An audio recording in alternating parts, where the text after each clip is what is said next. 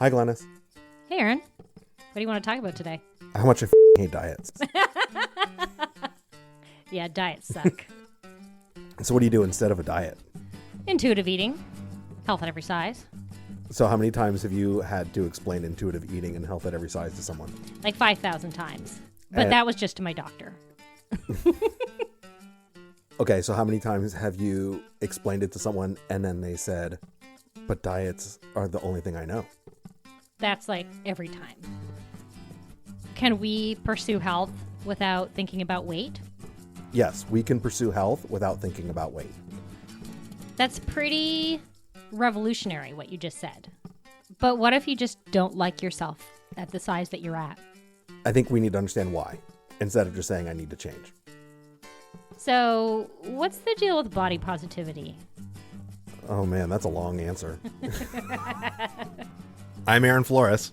And I'm Glenys Oyston. And we are Dietitians Unplugged.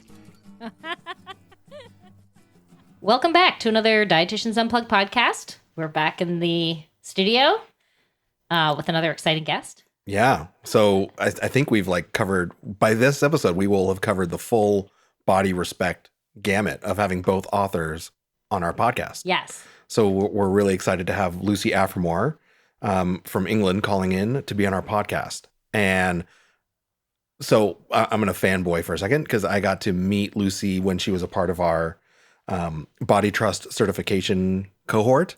She sat in on 4 or 5 days of training and just shared so much of her wisdom. And when I met her, I said, you need to come on our podcast. You need to share some of this, the way you speak about nutrition and food and bodies with our listeners, because it's so radically different, but also so refreshing. I think it will offer a lot to people who listen today. Absolutely. And when you said you need to come on, she don't tell me what to do.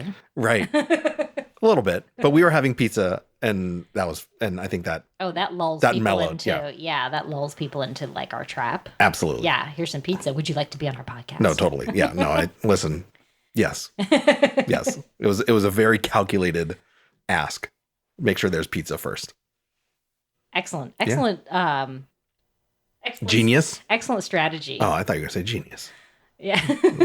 No. It's morning and my brain doesn't work, right? Yeah. Well, Glenys is lying. It's not morning. It's 2 PM. No, it is. It's 10. It's so early. It's so still. early, 10 a.m. Yeah. Deanna Vreeland used to say, I don't get out of bed before noon or something like that. Nobody even knows who that is. No. But anyway, that's my obsessive 70s pop culture side coming out. I don't start work before noon. I was like, that's the most fabulous thing I've ever heard. Can I just be rich too? So Glenys' next podcast coming out soon, odd 70s references. Yeah. It'll be a hit. People are more into the 80s right now, and I have no taste for that whatsoever. Well, I feel like we're living through the 80s again. that'll be the competition out there. Planning right? my bomb run. Screw the 70s. Yeah. Screw the 80s. I'm going with the 70s. Yeah, exactly. Anyways, that's our pattern. Yeah. So Tell us about Lucy. So Lucy, let's read her bio. Lucy Aphramor is an award-winning radical dietitian and spoken word poet living in England. She's both Quaker and queer. Her work puts compassion, criticality, and body awareness at the heart of nutrition practice. It is shaped by professional and personal experience and grounded in a commitment to advancing social justice. She developed her approach, Well Now, as a way of working with clients that explores self-care within a framework that is trauma-informed and justice-enhancing. For a long time, Lucy positioned Well Now as a Hays intervention and co-authored the book Body Respect with Linda Bacon during this time. Although there are places where they overlap, she now draws a distinction between Hays and Well Now philosophies. And maybe we'll ask her about why that is. Oh, yeah. I totally want to hear about that. Absolutely. Yeah. So without further ado, before we do that, and Glenys, anything you want to plug? As usual, this is our advertisement section of the podcast. Yeah. As usual, we continue to see clients in our offices, mine in Brentwood, yours in Calabasas. Yes. Love seeing my clients. It's so gratifying. And I also have an online course that you can find from my website, which is daretonotdiet.com, or you can put in glenysoyston.com. That will go there too. It's called Dare to Eat, and it takes people sort of through the fundamentals of intuitive eating and sort of non-diet, getting your life back from food, basically. And it's a real hands-on skill building kind of thing. It's an email a day for 25 days. And I give you things to do every day. And they're really simple, but I think they're really powerful. And the feedback has been great from the people who took it last year. Awesome. Yeah. So stay tuned. Yeah. Right? So you can go to my website and find out information about that. Awesome.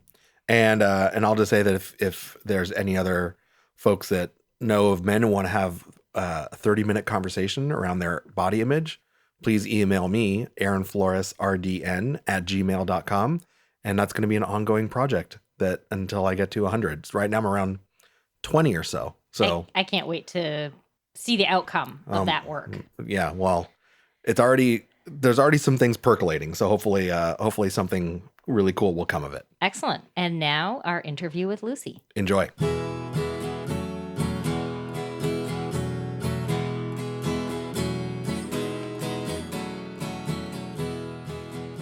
Well, Lucy, thank you so much for coming onto our podcast today. I'm delighted to be here. Thank you both. Well, we are super excited to talk to you. I sort of talked about it in the intro, but we got to meet in Portland for a few days during a Be Nourished Body Trust certification. And it was the first time I had really heard you speak. And there were so many things that you said that really, I'll be honest, they took months to sort of percolate and really settle in. And one of the things that is so interesting to me is that you're a fellow dietitian but you identify yourself now as this sort of as a radical dietitian. And I'd love to hear how that evolved for you and how you came up with Well Now, because I think it's an interesting experience that I think is going to help us learn a lot about who you are. Okay, great. So I did a dietetics degree, and the summer that I finished, I bought a one-way ticket to Mumbai and came back 7 years later with a lot more life experience.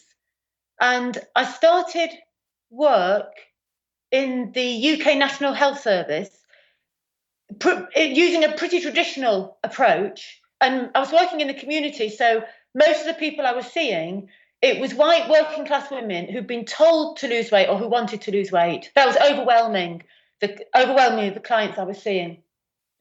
And pretty soon on, I realized that what I was doing wasn't helpful, and people were no healthier or no happier for it. And it wasn't getting the outcomes that I had been led to believe it would get in terms of weight change.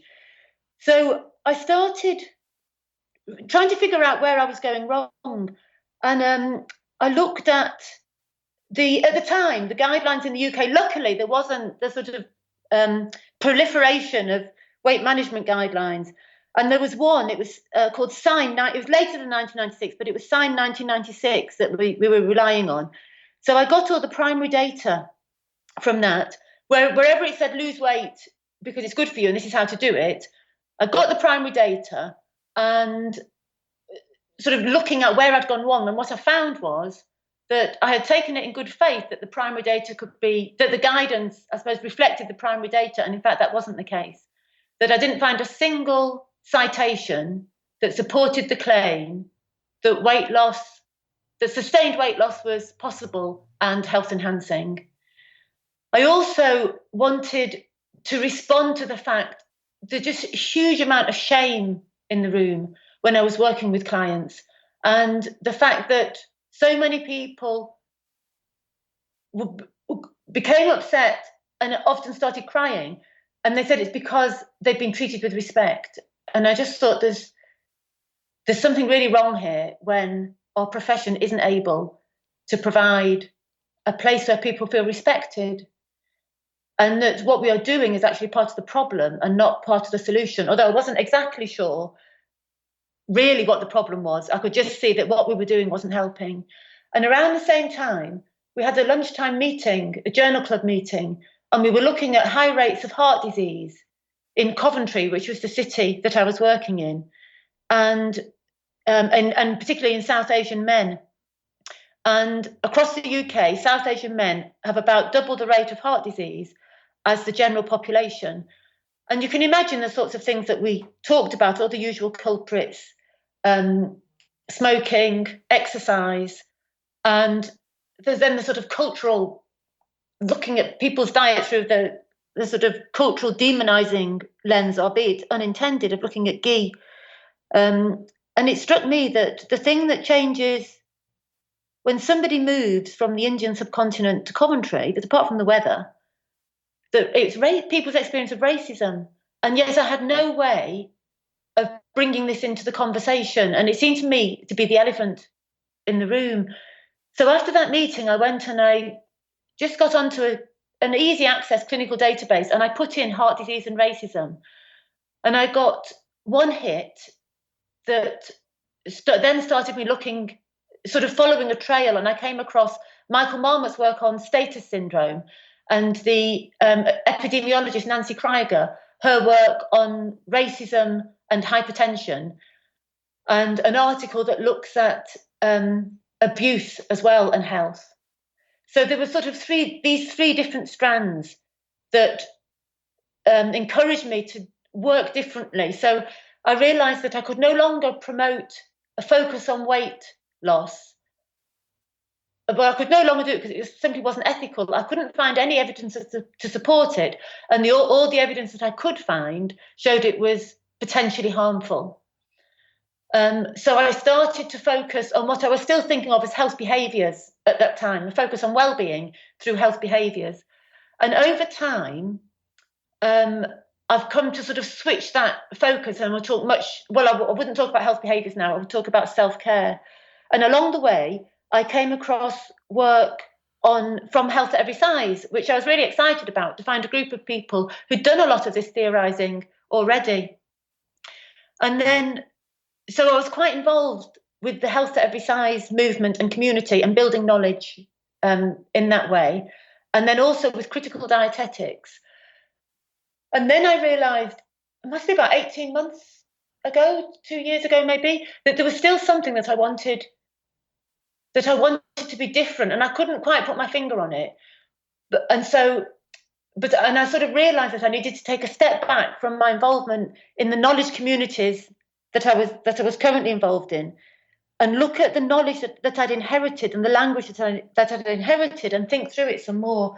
And that's when I realised that what I actually wanted to do was love's work. That's what it boiled down to. I want to do love's work, and the way that I'm going to do that is as a radical dietitian. And for me, the radical in radical dietitian means looking at the deep roots. So the deep roots of what causes judgment, what causes war and violence, what causes shame.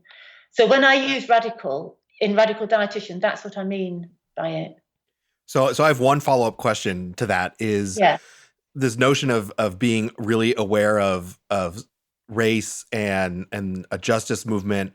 Were those things that were present in your belief system even before you became a dietitian? Like, have you been involved in social justice your entire life? No, very far from it. I was politically, so with a small p, I was politically very unaware until, I'd say my biggest, the thing that really woke me up was with my experience of using mental health services, where I saw how I was treated, and more than that I was only ever bottom of the pile for somebody like me. I was thin, white, middle class, and articulate. And I saw how people who didn't have those privileges were treated, and that's what woke me up. So before I went back into dietetics, I worked in disability advocacy. And that was, and the other thing was, I wasn't able to work for quite a while, and I decided really sort of to round myself out as a human being. So I was looking for something around the arts, like a literature course. And I found a literature course, but the only one I could find to do, it's like an adult education course, had women's studies attached to it. And knowing nothing at all about women's studies, I had already written it off as a sort of Mickey Mouse a Mickey Mouse topic, and it didn't interest me at all. But I signed up for this course because I wanted to do literature, and I was hooked on women's studies from the outset because it taught me critical thinking. It taught me about context. It introduced a new vocabulary, and it also introduced me to poetry. So I was very late to a sort of critical consciousness, very late in the day. Well, better late than never. Yeah, absolutely. Yeah. As you were talking, a light sort of switched on for me when you said, you won't even talk about sort of behaviors at this point, and you frame it as self-care. And that has just right now been so helpful for me in being able to reframe things. Because I was in an online discussion the other day with somebody saying like, how, obviously I don't believe in diets, but how can we move away from this idea of weight not impacting health and et cetera? And I said, lots of evidence shows that it's more our behaviors. But even as I typed it, I was cringing because I just feel like, behaviors, like it could, because now it sounds like, sometimes you have good behaviors, sometimes you have bad behaviors. And it does come down to self-care. And that's what, I think we find with our clients, it's that their self-care has suffered because of the culture, and that it's not about bad behaviors or developing good behaviors. It's about being able to sort of develop self-care skills. So I was so glad you just made that distinction just now. Thanks, Glenys. Yeah. And I think for me, paying attention to the language that I use has been, it's been really important in helping me to think things through. And I can see that pragmatically, if you're working with a group who talk about health behaviors, that might be, we can only have a conversation if we can meet people where they are. But to move swiftly on from health behaviors and explore how that keeps us thinking within a particular sort of mindset that doesn't allow alternative views. And I think that we talk about health behaviors, we really soon end up in a healthist mindset. And even that we need to disrupt our taken for granted way of thinking if we're going to change it. So self-care, just because it might be novel for somebody, can help us to do that, can help us to disrupt this taken for granted narrative. But I think the principle of intentionally political language, that's what I mean. That's when I say about deep roots. So the radical, looking for the deep roots, that means that I want my language to be intentionally political.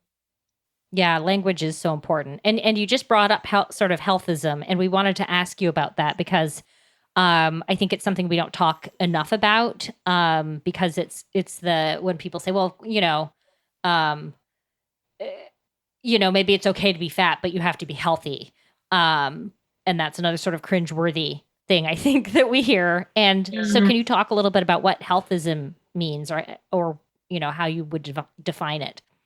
Mm-hmm. So for me, healthism, it's a way of looking at the world. So it's a belief system that sees health as located in individuals. So it's the property of individuals, and it's a function of eating, exercise, health behaviours. So it assumes that health comes from correct body-mind management practices. There might be mindfulness in there as well. And it completely, because it sees health as constructed from individual behaviours and completely within an individual's capacity to control, then it ignores, it adopts a neoliberal agenda, and it completely ignores the impact of society. So it works really well if somebody holds up body mass index as a reliable indicator of health. That completely streamlines with a neoliberal ideology, because there's no such thing as society in body mass index. There's no such thing as violation. There's no such thing as trauma, oppression, privilege, luck. So a healthist agenda protects the status quo because it gives us this idea of a meritocracy where if we all just try hard enough, we can be healthy. And it leads to victim blaming. It reinforces privilege, and it increases health inequities. And it also leads to self-blame and self-shame. So internalized depression, it moves us away from the consciousness raising that can lead to true empowerment, which I think is a political process. And it judges it judges people's humanity and their worth as human beings on the basis of health status, and also on how they might be performing health. But I think that some of the cautions around the way that healthism can be discussed, I often hear this thing that health is not a moral obligation. And I think that very phrase, it inadvertently reinforces this idea that health is within individual control. Because if we say health is not a moral obligation, do I have a moral obligation not to dump toxic waste on the shores of a poorer country? So you can sort of see how the idea of health and moral obligation hangs on to the idea that health, the sort of delusional idea that I can control my own health by pursuing particular eating and exercise behaviours, and that when it gets critiqued because sort of fashions in health or so-called healthy eating, quinoa, coconut oil, kale, that this still, if somebody is trying to get it right, there's still a lot of distress in that. So not to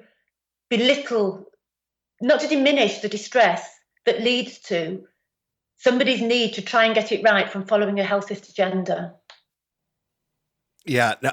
So it's so interesting because I've said that phrase, weight is not or health is not a moral imperative.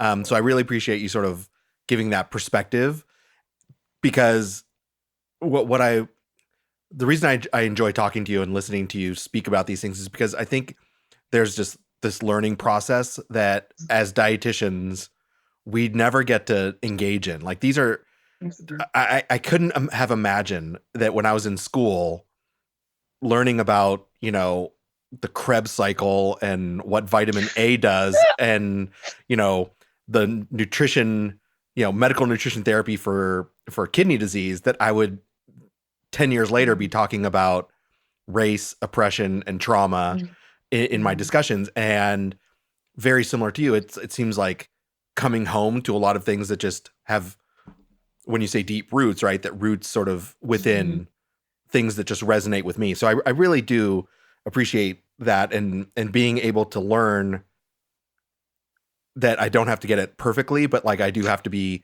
conscious of the words.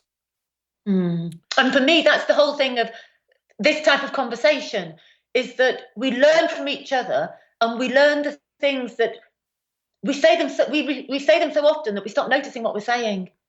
And that's what we can draw attention to in each other's language. Yeah. Yeah, I think it brings us much closer and I think together. As well, something that you've highlighted there as well, Aaron, is the whole process of learning. That it's not. I was chatting to somebody recently that I think that if we're looking at language, it's not enough to do a sort of search and replace.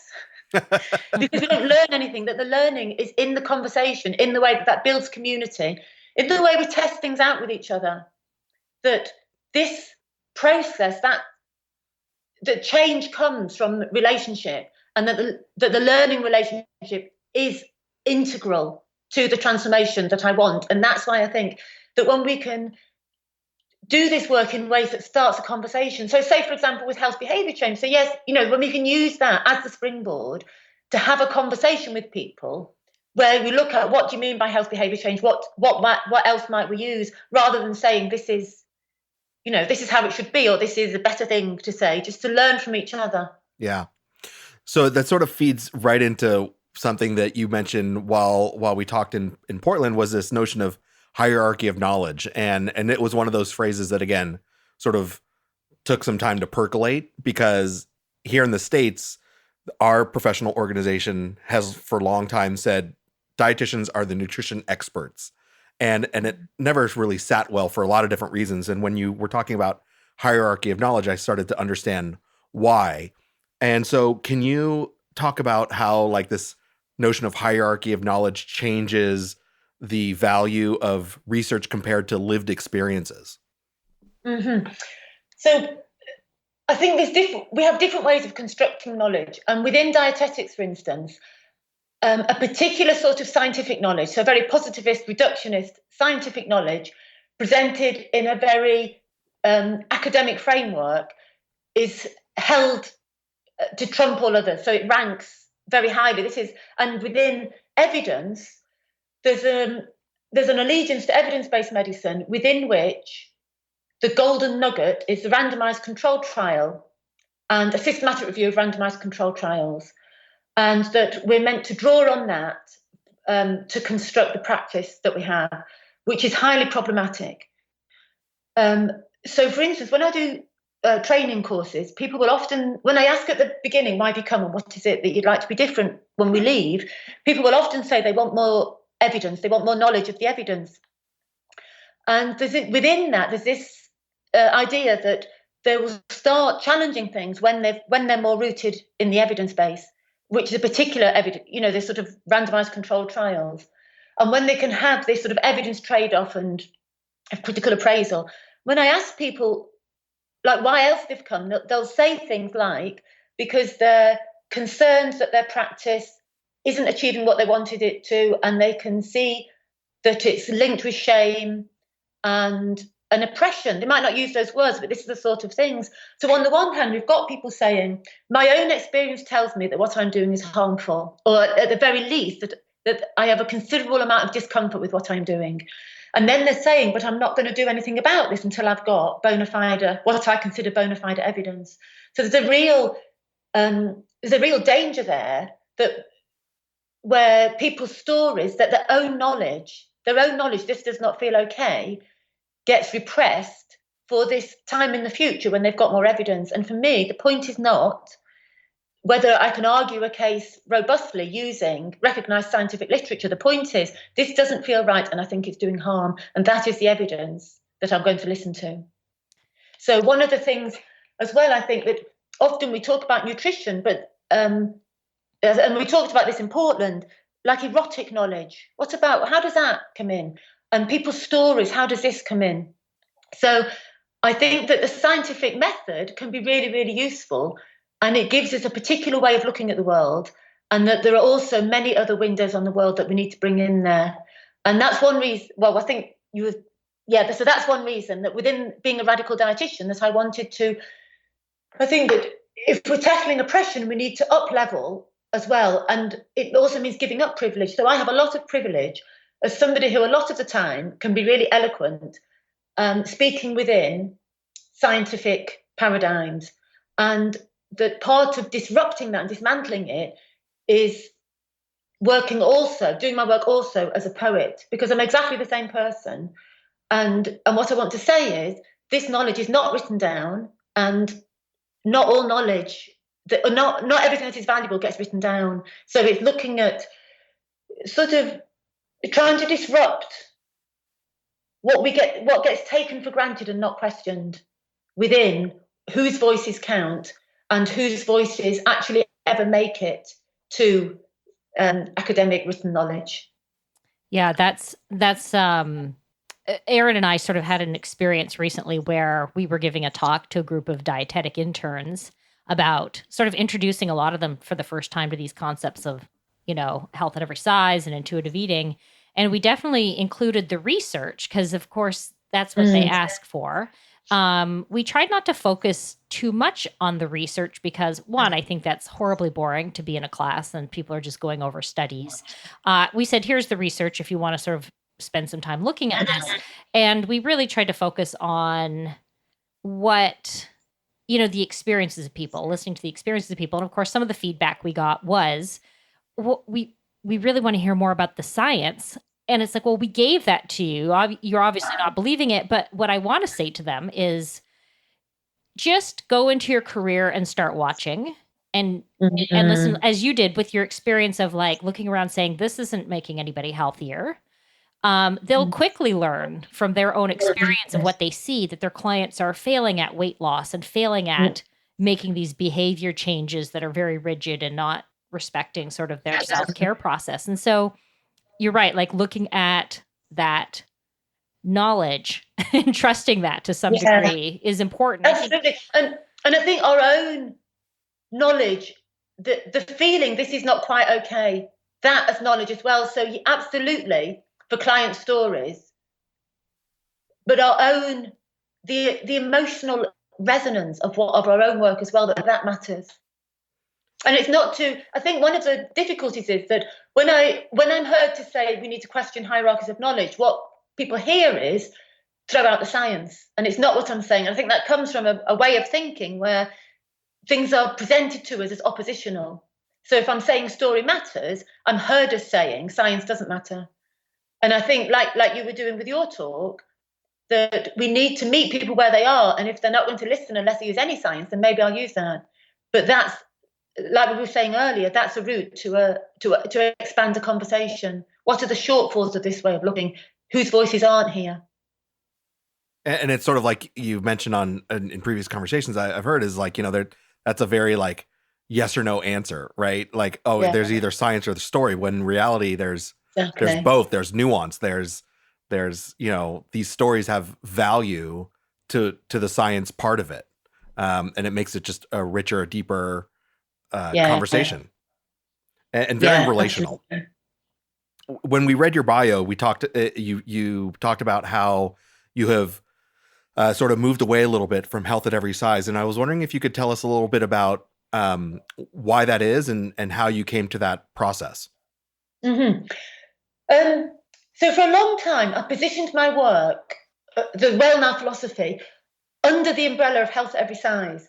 And when I began, but again, I had this sense that something didn't sit quite right. And I felt that I kept on trying to accommodate and sort of explain things away. And then I realized that was because the work that I was doing was distinct from health at every size. I think the most obvious way of explaining it is that Hayes, if we look at the Asda definition of Hayes, and again, I think there's many different variations on Hayes. So sort of, if I narrow it down to the Asda definition, it's the trademark holders.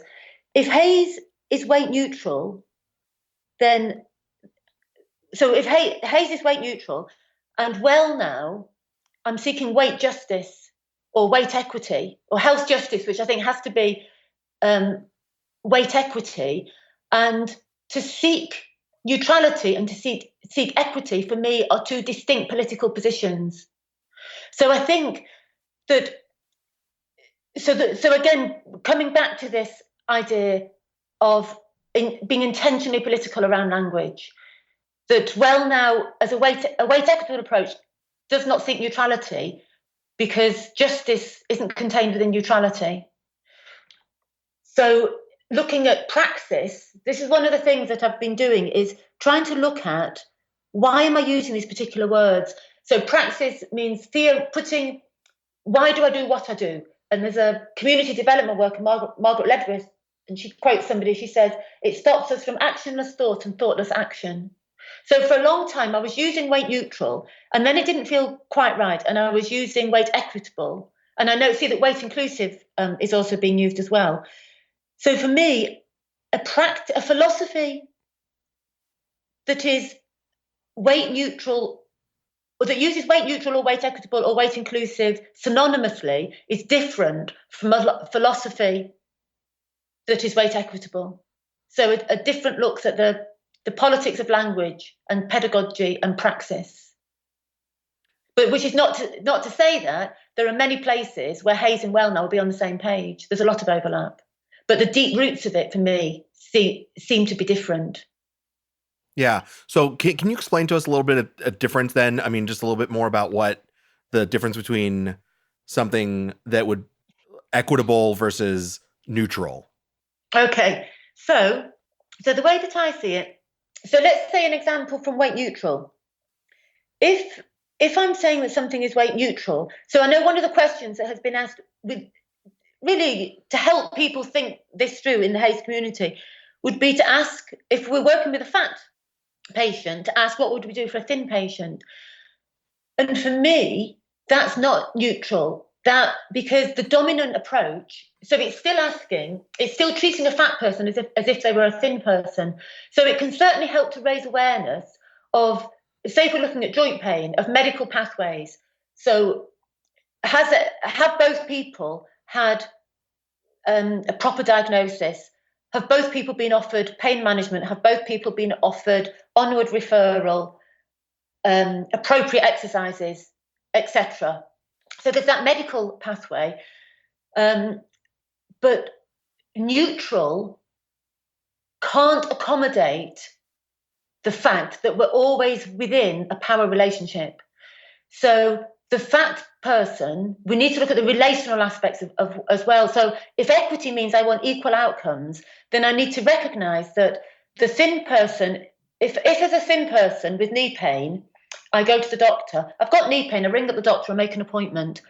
And how do I feel when I leave? Well, it's a really odd question. How would I feel? It's great. I've had it seen to. But a fat person with knee pain is much more likely to hesitate before even making the phone call. So their timeline of engagement is very, very different. And their emotional landscape of the knee pain and of an encounter with the medical profession is very, very different.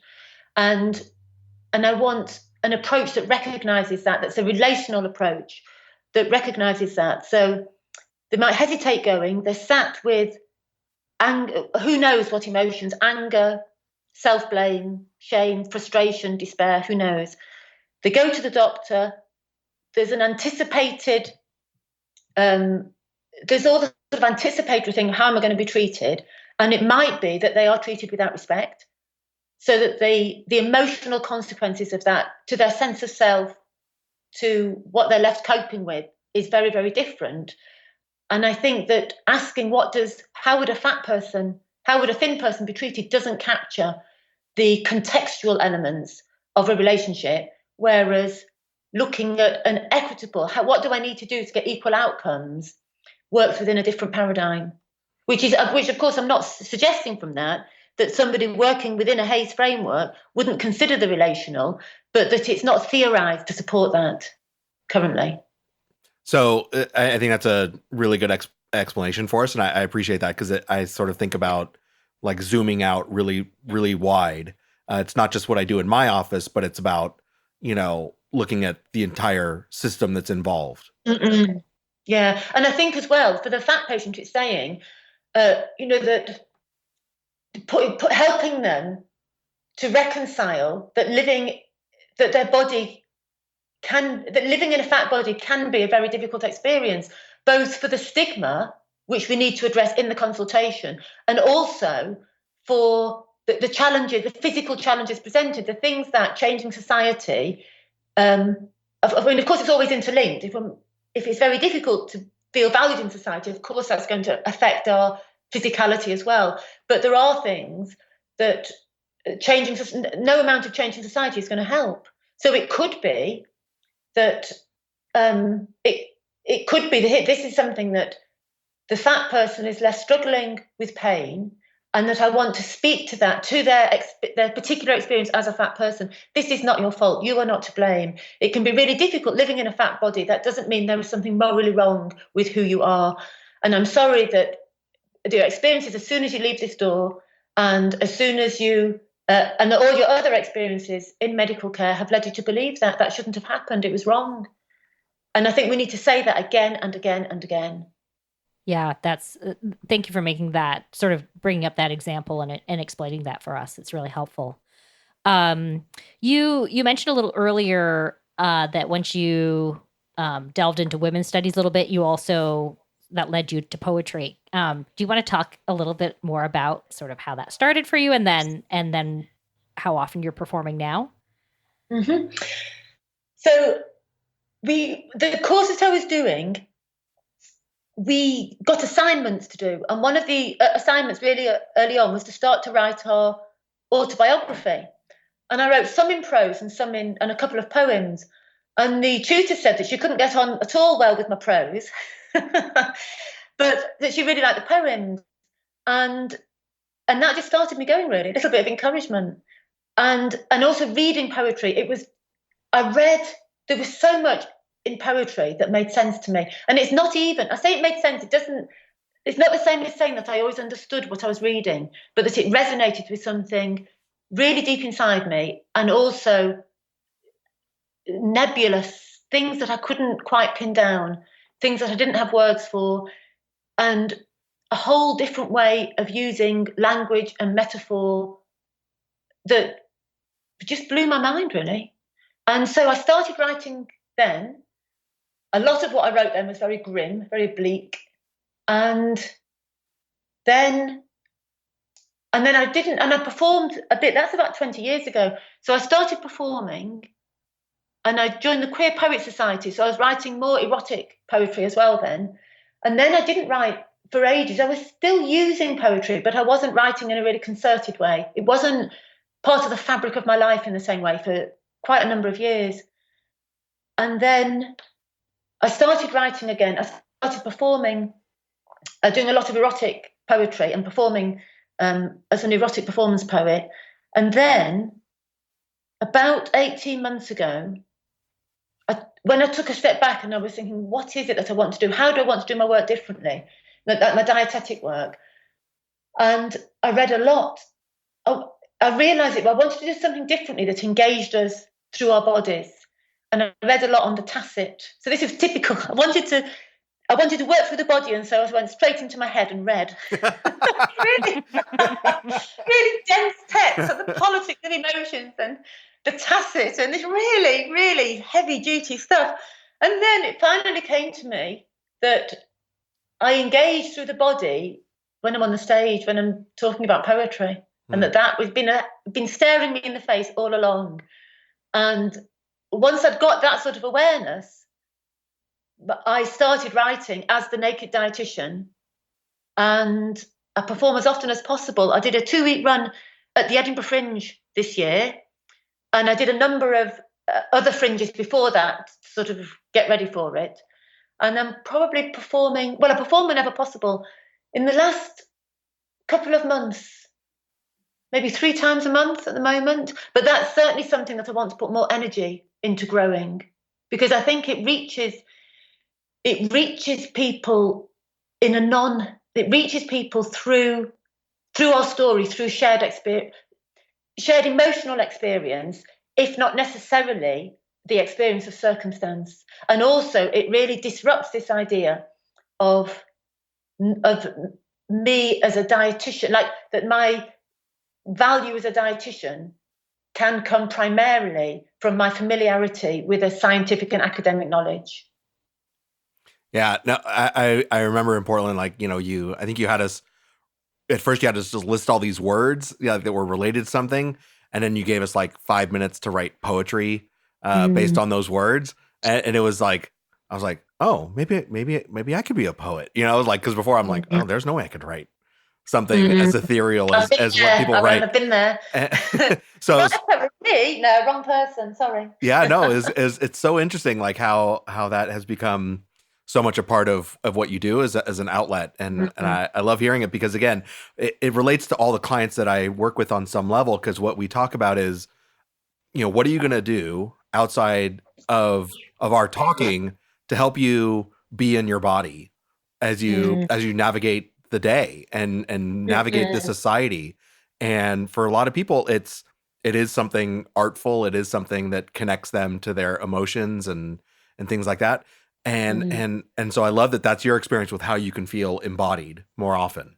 Yeah. So I think, where can we find more about Well Now, and how do we, for those folks that are just listening and want to learn more, where can they go to learn more about the Well Now and even your poetry? So my website is lucyaphramor.com, and you can find both about Well Now and about the poetry on that. If you go to the website, there's a few videos of me explaining some of the principles of Well Now, sort of YouTube videos, and there's also a few clips of me performing. Awesome. Wonderful. So we'll put those in our show links so people can find that. Thank you. Well, Lucy, it's been so great to talk to you. I appreciate you doing this, and especially with the time difference, being in the UK and us here in LA. It's just, I'm really happy to have shared the time with you. Well, likewise. Thank you both. I think it's great. These podcasts and just to have these sorts of conversations. So thank you very much for inviting me. All right. Thank you. Thank you for listening. This has been another Dietitians Unplugged production. You can find Aaron at bvmrd.com, and you can find Glenys at daretonotdiet.com.